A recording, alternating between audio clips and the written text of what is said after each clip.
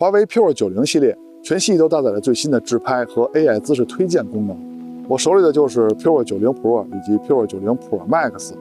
其中 Pro Max 版本还搭载了最新的超大底2亿像素长焦镜头。那么本期呢，我们就主要聚焦在 Pro Max 的表现上。那至于 Pro 版本呢，在它比较强势的地方，我们也会以对比的形式来看看它的表现。在后面的节目中呢，我们也会拿 Pro Max 跟同级别的手机进行对比，提前关注我们，您就能第一时间看到。如果您真的在乎手机影像的话，那么我希望您也能和本期摄影环节入选的这些朋友一样，拿起设备积极的参与到摄影中来。也别忘了给我们节目来个点赞和加关注啊！那下面就来看看本期的摄影环节有哪些网友的摄影作品入选了吧。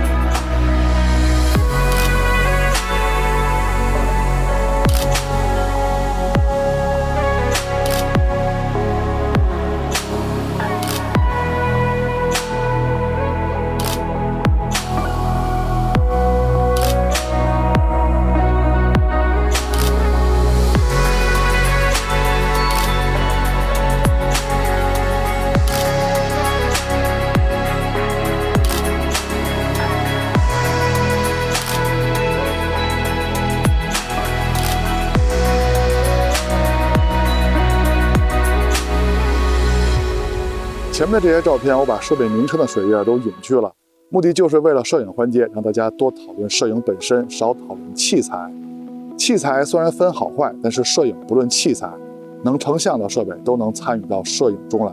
欢迎收看 ZPH， 别忘了点赞和加关注支持我们啊！那下面就来看看这台 Pro Max 的表现吧。手机的后摄3颗镜头，主摄超广角，还有一颗全新的超大底长焦，是4倍的光学长焦镜头。在拍摄界面中，默认状态下给了5个焦段切换按钮 ，W 是超广角，1倍是主摄，4倍是长焦。那么2倍跟10倍呢，都是数码变焦焦段。在拍摄界面中有3个推荐的功能，分别是 Ximage 自拍、AI 姿势推荐以及 AI 辅助构图。AI 辅助构图是经典的老功能了，它可以根据你当前的取景，帮你选取画面中有价值的元素，来帮你构图。当画面的中心和它的推荐点重合之后，系统甚至会帮你主动变焦，来帮你完成拍照。全新的 Ximage 自拍功能可以说是 AI 辅助构图的升级版本，它不但可以帮助你构图，它还可以根据当前的场景为你推荐色彩模式。你看它现在推荐就是动漫、胶片和鲜艳这3种色彩模式，你可以每个都拍一张，然后到相册里慢慢比对，慢慢筛选。而且 Ximage 自拍还可以推荐拍摄功能，比如说当前这个场景太美了，超广角都不够用了，它会为你推荐拍摄全景模式，只要你点一下就可以切换到全景拍摄了。当取景画面中出现人的时候，自拍也会为你推荐 AI 姿势推荐功能。当然了， AI 姿势推荐本身也是这回主打的拍摄功能。但是自拍更像是一个你随身的拍摄秘书，它会为你推荐好看的滤镜以及实用的拍摄功能。前面说的这些功能是 P20 系列全系都具备的。那至于 AI 姿势推荐功能，咱们到了自拍和人像的环节再说。实际体验下来，这个功能可比画面中看到的有意义的多呀，咱们到时候再聊。3D 动态照片功能也很好玩，它可以把一张动态照片变成有空间运镜的 3D 动态照片。这个功能的实现方式也很简单，只要你拍摄了一张动态照片，到相册里面点击这张照片，再点这个按钮，稍微等一会儿，照片就变成有 3D 运镜的 3D 动态照片了。而且好像这个功能是个动态照片就可以实现。我拍了很多的场景啊，有静物的，有产品的，有大空间的，有人物的人像照片、夜景照片，好像只要是动态照片都可以生成 3D 动态照片。这个功能还挺好玩的，因为之前这个功能需要一排摄像头、一排相机才能实现的功能，现在只要一张动态照片就可以了。那下面就正式进入评测环节了，咱们得好好看看这一代旗舰 Pure 90 Pro Max 的表现怎么样了。咱们还是先从主摄开始聊，参数都列这儿了，依旧是搭载了可变光圈技术的5000万像素主摄。那一上来咱们先看看各档光圈下这台主摄的成像表现怎么样。首先光圈的大小是可以调节的，那么在白天默认状态下什么都不动的情况下，光圈大小默认是 f2.0， 到了夜晚呢，它的默认状态会达到 f1.4。那么现在看的就是白天默认 f2.0 跟最大光圈 f1.4 的画质表现，可以看见它们的中心解析力是非常接近的。那么现在是 f2.0 和最小光圈 f4.0 之间的画质表现，它们之间的表现也是非常接近的。而且这颗主摄的镜组光学质量还是非常不错的。现在看到的就是边角画质和中心画质的对比，可以看到相对于中心画质来说，边角画质只有轻微的下降，镜组的光学质量还是相当优秀的。而且这颗主摄也保持了华为主摄高解析力的优点，可以看到在默认1200万像素的情况下，跟友商 Ultra 旗舰的主摄比，解析力华为这边是更高的。那这里也说一下 Pure 90 Pro 啊，虽然说它没有 Pro Max 级别高，但是它的主摄跟 Pro Max 拍出来的观感，从颜色到解析力上都是非常接近的。那现在看到的是 Pro Max 主摄的默认模式1200万像素和5000万像素高清模式的对比，可以看到解析力的提升是有的。可能有人会说，解析力的提升并不是非常的明显啊，那是因为这台主摄它的默认状态下解析力就已经非常高了。咱们可以再对比一组 Pure 90 Pro Max 跟同级别 Ultra 主摄的5000万像素高清模式啊，这个时候你们就可以看到差距了啊。华为的这颗主摄的5000万像素高清模式，解析力方面是非常厉害的。当然了，它成像的时间也是比友商更慢的，这点之前已经反复说过了。再说超广角镜头，参数都列这儿了，就不挨个念了啊。视角还是非常宽广的，等效焦段达到了13毫米。现在看到的是主摄跟超广角视角差距的对比，可以看到超广角是非常宽广的。那至于这颗超广角在成像方面的表现呢，老观众也是可以猜出来的，它的中心解析力肯定是没问题的，边角画质跟中心画质比呢，肯定是比不了，毕竟视角已经达到了等效13毫米，非常的宽广，这种边角画质的把控呢，也在意料之中。那现在是超广角默认1200万像素跟高清模式4000万像素的对比，那么高清模式在解析力方面的提升还是有的啊。再说中长焦镜头，这回 Pure 90 Pro Max 用了一颗超大底的2.1像素4倍长焦镜头。那测试呢，还是先从2倍焦段开始看啊，但是它的2倍呢是主摄的数码变焦，但是这个解析力的提升是相当可以的啊，就像光学焦段一样，这2倍确实比主摄的1倍要强很多呀。那2倍数码变焦这么强，那4倍会不会有压力呢？啊，当然不会了，这回4倍的长焦还是非常厉害的啊。2倍数码变焦再厉害，也不可能跟4倍光学焦段相抗衡的。而且这回全新的超大底2.1像素长焦啊，它的高清模式肯定是2.1像素的了。那么跟默认设置下的1200万像素比，解析力的提升是非常明显的。那高清模式做得好，那么它的数码变焦就是有保证的。现在看的就是4倍的默认状态跟4倍镜头的10倍数码变焦的对比，可以看到10倍数码变焦这边的解析力提升依旧是非常明显的。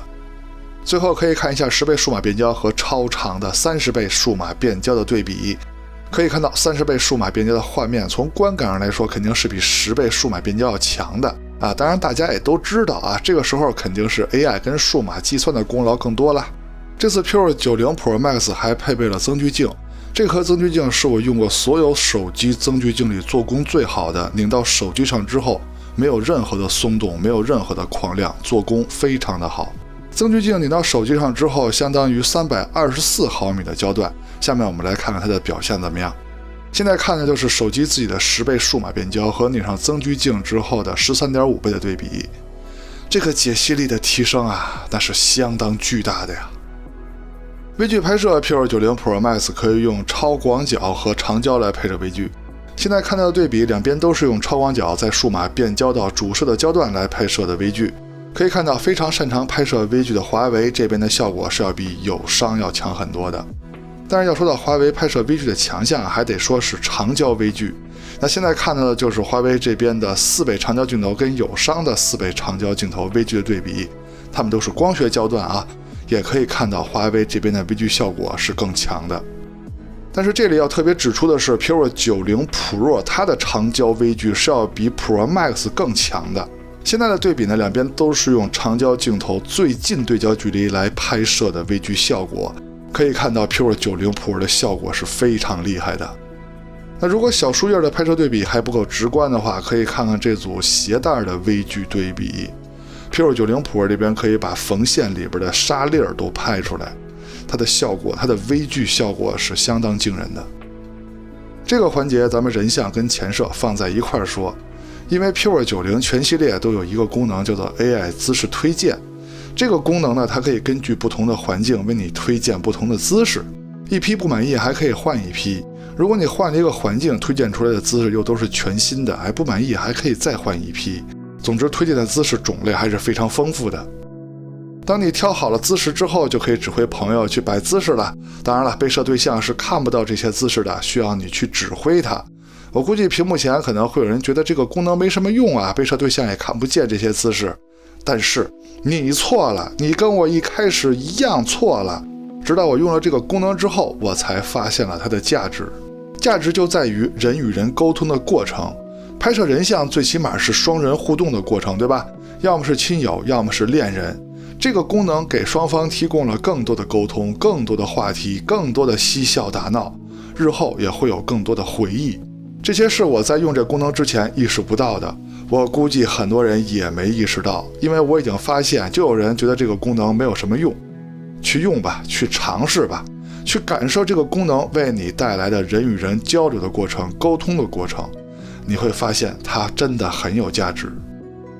那说回人像拍摄啊，现在看到的就是人像模式的默认设置，没有调其他的选项。当时的天气呢，水汽很大，也算是阴天，也不存在阳光下跟阴影里两种环境了，所以就挑了一个场景拍就完了。从实拍的效果上看呢，最让我满意的就是肤色了。现在流行一个词儿叫什么气血感还是血气感啊？这我也不懂，我就知道我看着喜欢不喜欢。美颜呢是有一点点的，但是脸上的细节保留还是非常丰富的。前摄自拍当然也有 AI 姿势推荐了，这回你就可以看见推荐的姿势了，就可以根据这些推荐的姿势臭美的拍照片去了啊，也挺好玩的。现在看到的照片呢，就是前摄的默认设置，没有调任何的选项。它的成片效果呢，跟人像拍摄的效果是非常接近的，这点从人物面部的肤色上就能看出来。美颜也是有一些的，但是面部的细节呢，保留也是挺丰富的。现在是前摄录像的效果，相对于自拍来说呢，默认状态下前摄录像是没有美颜的。我一直怀疑是我自己长得好看，跟手机没什么关系啊，我说的是肤色方面啊。那么整体的防抖是非常不错的，清晰度也是非常高的。指出扩张度也测试了，但是这个环节呢就比较简单了，因为 P20 90 Pro Max 的表现呢还是非常稳定的。在各种大光比的环境下，我们测试了3种色彩模式，分别是原色、鲜艳和明快。那这几种色彩模式的主摄和超广角，它们的亮部跟暗部的细节呈现保留还都是非常充分的，都能满足您或者说基本上都能满足您拍完之后在后期的需求。因为确实有些色彩模式在某些高难度的场景，它的亮部会缺少细节，暗部呢会有些偏色。要说表现最稳定的，还就是原色模式，还就是默认设置，也就是您拿起手机什么都不动，拿起来就拍的模式。这种情况下的出片是最能满足您拍完之后在后期的需求的。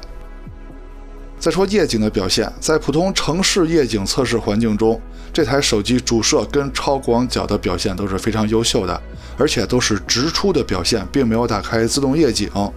全部的场景亮部跟暗部的细节呈现都可以说是相当优秀的。就算到了城市昏暗的场景，而且这个场景当时路灯还坏了，比平时还要暗， P20 90 Pro Max 的表现也相当不错啊。对比其他友商的 Ultra 级别的手机，可以看到 P20 90的表现还是相当好的啊，而且是直出的状态。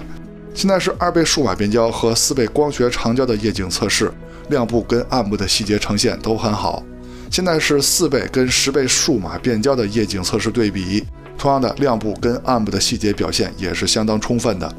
来到城市昏暗的环境，这这个环境也是手机长焦镜头还能工作的最后一个场景了。如果再暗呢，就会换成主摄的数码变焦了。可以看到4倍光学焦段和10倍数码变焦的表现，中规中矩啊，细节呈现还是可以的。那现在来到了真正的极暗环境了，就要打开夜景模式测试了。祖传申诉场景正在施工，咱们就看后3个极暗环境的表现了。那么主摄的表现细节呈现真是相当丰富啊。那么超广角的表现呢，就是中规中矩吧。树林小路场景是非常难的场景，主摄在色彩方面的表现我就非常喜欢，而且细节呈现也是相当到位的。超广角依旧是中规中矩的表现。最后一个最难的祖传神树普洱场景，同样的主摄的色彩表现我非常满意，细节呈现也是相当丰富的。那至于超广角的表现嘛，肯定是不能跟主摄比的。视频录制用的是手机的默认设置，也是最接近现在社交软件录制的效果。现在是主摄白天手持走路的表现，没有架子，没有稳定器，清晰度还是非常高的，防抖也不错。但是好像能看到一点电子防抖工作的时候的瞬间模糊，当然这是小问题啊，软件就能搞定啊，期待系统升级。现在是超广角的录制表现，颜色跟主摄是非常接近的，防抖非常好啊，清晰度非常高。现在是2倍数码变焦的录制效果，当时的天气呢快下雨了，也比较暗，远处呢都是水汽，往远看都是灰蒙蒙的，但是2倍数码变焦录出来的清晰度还是非常高的，防抖也非常好。现在是4倍光学长焦的录像表现，可以看到在水汽非常大的大雾天里边，它的远摄效果也是非常不错的，非常的清晰，而且防抖很稳健。现在是10倍数码变焦的录像效果，清晰度依旧是非常高的，防抖非常的稳。现在是30倍超长数码变焦录像的对比，这段放对比是因为我发现 P2090 Pro Max 在230倍超长数码变焦录像的时候表现非常好啊，从画面中就可以看出来，华为这边比友商 Ultra 旗舰的录像效果要强很多，清晰度、颜色都好。现在看到的左边是拧上增距镜之后的 40.5 倍的录像效果，右边是手机30倍数码变焦的录像效果，可以看到增距镜这边的清晰度是非常高的。现在是主摄夜晚的录像表现，颜色还是不错的，清晰度跟防抖跟白天比还是有所下降的，但是暗部跟亮部的细节呈现都很好。现在是超广角在非常暗的地方的录像表现，那么在这个场景呢，超广角确实很难应付。